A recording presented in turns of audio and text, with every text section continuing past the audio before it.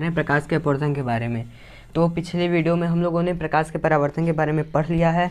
अगर आप लोगों ने नहीं पढ़ा तो इस वीडियो के डिस्क्रिप्शन में लिंक मिल जाएगी, जाके आप लोग पढ़ सकते हैं वहाँ से। तो प्रकाश के अपवर्तन को समझने से पहले हम लोग उसकी परिभाषा को समझ लेते हैं। तो अपवर्तन क्या होता है? जब प्रकाश की किरणें एक माध्यम से चलकर दूसरे माध्यम में प्रवेश करें तो वह अपने मार्ग से विचलित हो जाती हैं।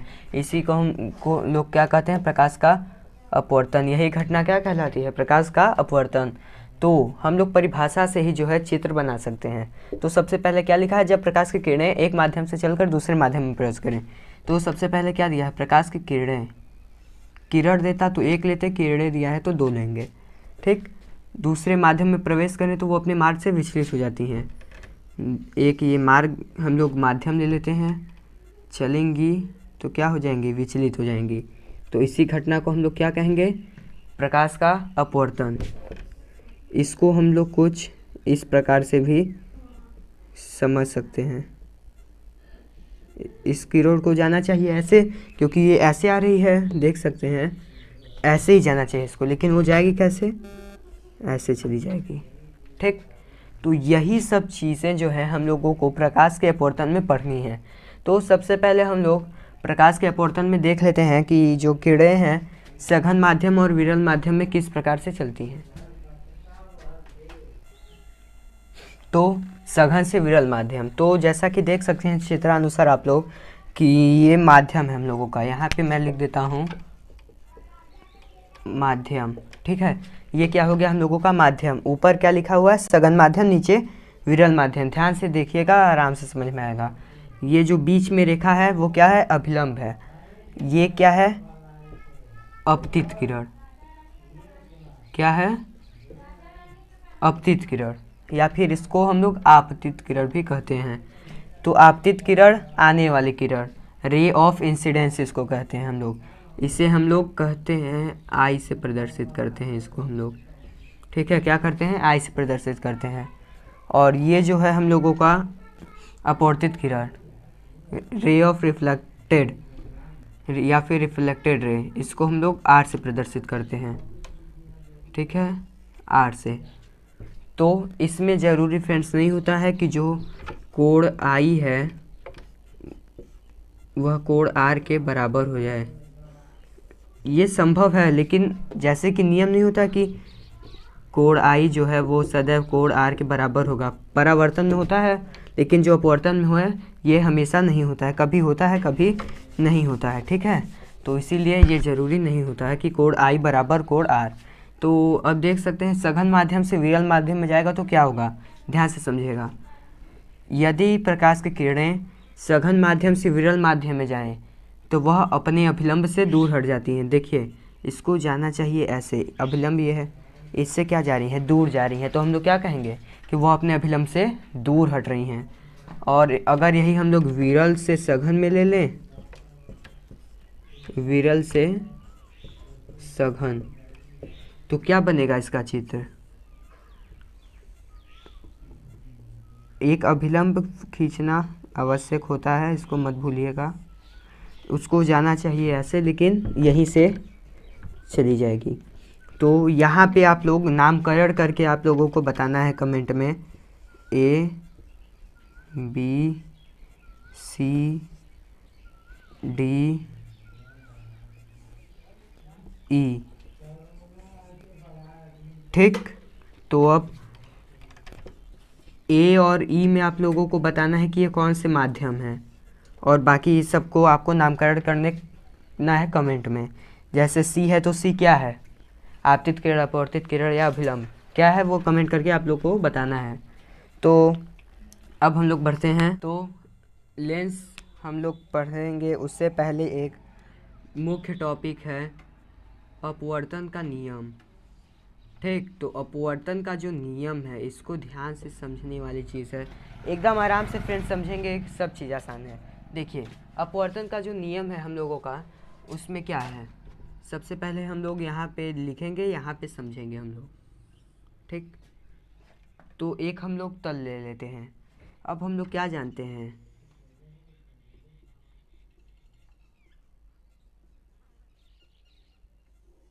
ठीक। हम लोग अभी रफ कुछ ड्राइंग इस तरह से बना लेते हैं। इसको हम लोग अभी नाम नहीं देंगे क्योंकि नाम आप देंगे, बस हम लोग समझ रहे हैं। तो इसको हम लोग क्या कहेंगे, कहेंगे आपतित किरण। इसको क्या कहेंगे, अपवर्तित किरण। इसको कहेंगे अभिलंब। ठीक, तो ये तीनों देख रहे हैं आप लोग कि एक तल पे मिल रही है। ठीक, एक ही तल पे मिल रही है, तो एक ही तल पे तीनों स्थित है हम लोग कह सकते हैं। तो पहला हम लोगों का क्या बन जाएगा, आपतित किरण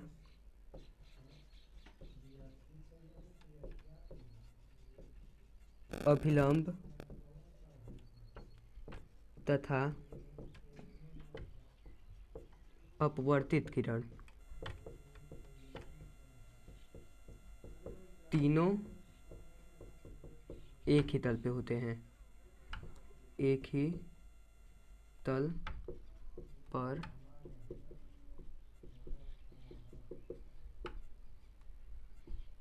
ठीक है।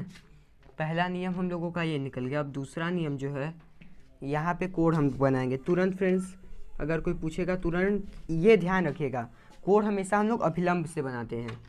अभिलंब ये है यहाँ से यहाँ तक, ये क्या हो गया आर, ये क्या हो गया आई। तो ये क्या है, आपतित किरण की कोड बन रहा है यहाँ पर, आपतित किरण का कोड बन रहा है, तो क्या कहेंगे, आपतन कोड। लेकिन ये विज्ञान है, सब चीज़ सरल रहेगा नहीं, इसीलिए हम लोग यहाँ पे बोलेंगे आपतन कोड की ज्या। ज्या फ्रेंड्स हिंदी शब्द है जिसका इंग्लिश में मतलब होता है साइन। अब उसके बाद जो है हम लोगों का अपवर्तन कोड का ज्या हो जाएगा, अपवर्तन कोड की ज्या बराबर नियतांक। इसको प मत समझिएगा फ्रेंड्स, ये य है नियतांक, यहाँ पे यन भी हम लोग कर सकते हैं। ठीक, तो आपतन कोड की ज्या बटे अपवर्तन कोड की ज्या बराबर नियतांक यन। तो सबसे पहले समझ लेते हैं अपवर्तन कोड की ज्या होगी क्या। तो अपवर्तन कोड की ज्या क्या होगी, कोड आई, लेकिन यहाँ पे ज्या है तो मैंने क्या बोला, ज्या की इंग्लिश साइन। तो क्या हो जाएगा साइन आई बटे अपवर्तन कोड की ज्या क्या है आर। तो ज्या है तो क्या हो जाएगा साइन आर इस इक्वल टू नियतांक यन। यही फ्रेंड्स जो है हम लोगों का मोस्ट इम्पॉर्टेंट है और इसी को हम लोग कहते हैं स्नेल का नियम। क्या कहते हैं, स्नेल का नियम।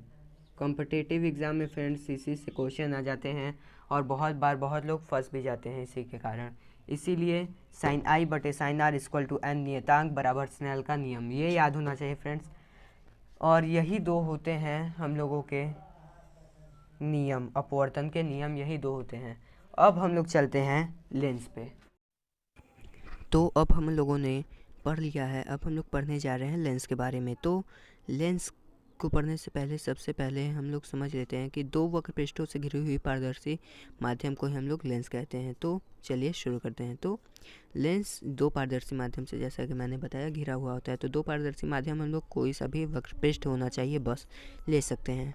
ठीक, और फिर कुछ इस प्रकार से हम लोग कर सकते हैं, तो उसे हम लोग लेंस कहेंगे। ठीक, तो देख सकते हैं आप लोग, उसे जो आयताकार रूप से है उसे हम लोग लेंस नहीं कहेंगे, हम लोग इसे लेंस कहेंगे अवतल लेंस, इसे उत्तल लेंस। तो लेंस के दो प्रकार अवतल लेंस और उत्तल लेंस होते हैं। तो चलिए अब इसके बारे में हम लोग आगे पढ़ते हैं।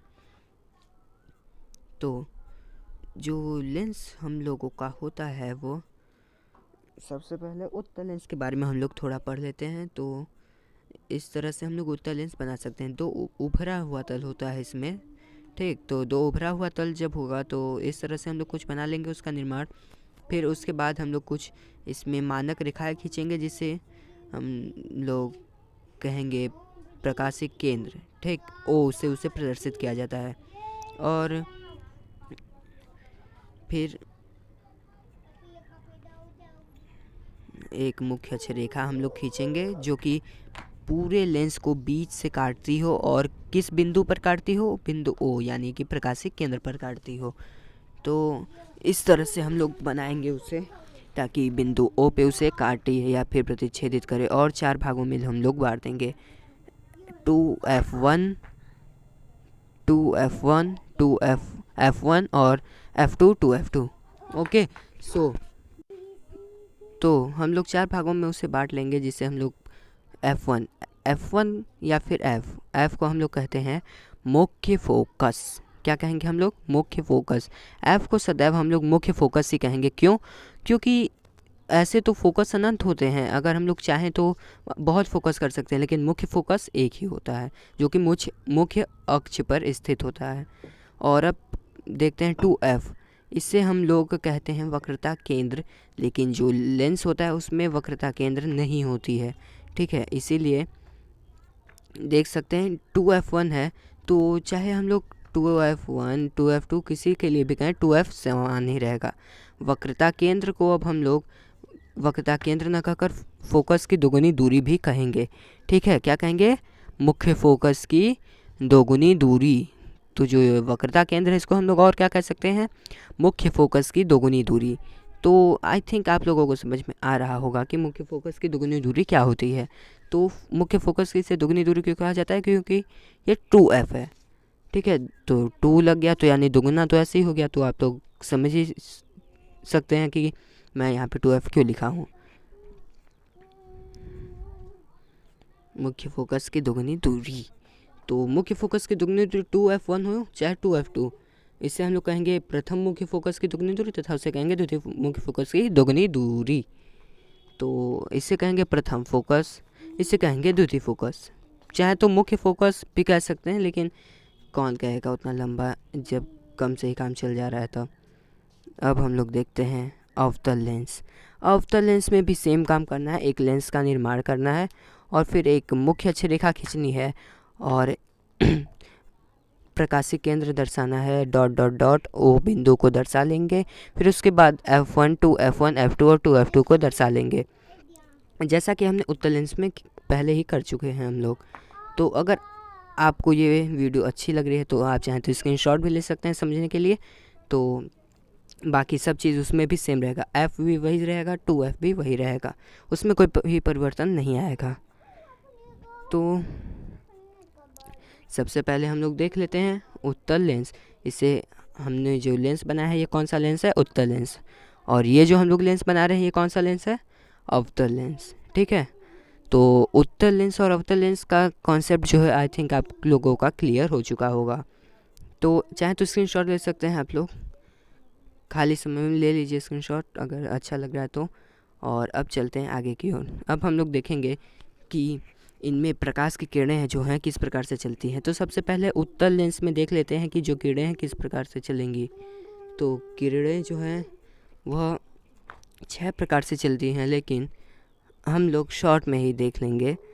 वैसे देखिए उत्तल लेंस में 6 स्थितियाँ, तो जो किरण चलेगी कितने प्रकार से चलेगी? 6 प्रकार से। तो हम लोग देख सकते हैं कितने प्रकार से चल रही है? 6 प्रकार से। तो 2f1 f1 ये सब इसमें मैटर नहीं करता है, बस एक समांतर किरण ले जाइए। ठीक है, और फिर अपवर्तन के पश्चात उसे हम लोगों को f2 से मिलाना होगा। ठीक है, तो f2 से देख सकते हैं मिल के वो प्रकाश की किरणें जा रही हैं, तो इसीलिए इसका परिभाषा हम लोग अब बनाएंगे। तो सबसे पहले चित्र देखते हैं, अब बनाते हैं इसका परिभाषा। ठीक, तो हम लोग परिभाषा क्या बनाएंगे? आने वाली समांतर किरणें उत्तल लेंस से अपवर्तन के पश्चात f2 या फिर द्वितीय फोकस से होकर गुजरती हैं। फिर से आने वाली समांतर किरणें टकराने के बाद f2 से होकर गुजरती हैं। तो ये हो जाएगा हम लोगों का पहला स्थिति। स्थिति नहीं मतलब कि किस प्रकार से किरणें चलेंगी। तो दूसरा स्थिति अब देखते हैं हम लोग। दूसरा स्थिति जो है वो है कि अगर किरणें एग्जैक्ट O से होकर आएँ। ठीक है, ये वाला थोड़ा कठिन होता है बनाने में, लेकिन फिर भी ट्राई किया हमने और पहली बार में फर्स्ट अटैम्प्ट में ही बन चुका है। So if you are understanding the concept then you can like this video and share with your friends. So ओ से जो किरणें होकर जाएंगी वो जिस मार्ग से जाएंगी उसी मार्ग से वापस आ जाएंगी। ठीक है, जिस मार्ग से जाएंगी उसी मार्ग पे वापस आएंगी, जैसा कि इस मार्ग पे गई तो इसी मार्ग पे वापस आएंगी। तो इसे हम लोग द्वितीय स्थिति मान लेते हैं। और अब तीसरे में हम लोग देखते हैं, तीसरे स्थिति हम लोग पहले के ही व्युत्क्रम से समझ सकते हैं, जैसे कि समांतर जाके मुख्य फोकस द्वितीय फोकस से होकर आ गई, तो अब फोकस से होकर समांतर हो जाएगी मुख्य अक्ष के। ये हो जाएगा हम लोगों का तृतीय किरण आरेख। तो अगर नीचे से हम लोग फोकस ले जाएंगे तो ऊपर मुख्य अक्ष के समांतर होगा, अगर नीचे से लाएंगे तो नीचे ही हो जाएगा। उसका कोई टेंशन नहीं लेना है, बस आप लोगों को कॉन्सेप्ट करना है अपना क्लियर। तो देख सकते हैं हम लोग अब यहाँ से भी अगर लेकर आएंगे फोकस से, तब भी वह अपवर्तन के पश्चात समांतर हो जाएंगी। तो देख सकते हैं आप लोग एकदम इजी है। तो अब हम लोगों को जो है फ्रेंड्स, इन्हीं जो रेखाएं हैं इन्हीं का असली काम पड़ता है, ठीक है। इन्हीं से हम लोग किसी भी प्रतिबिंब को बना सकते हैं।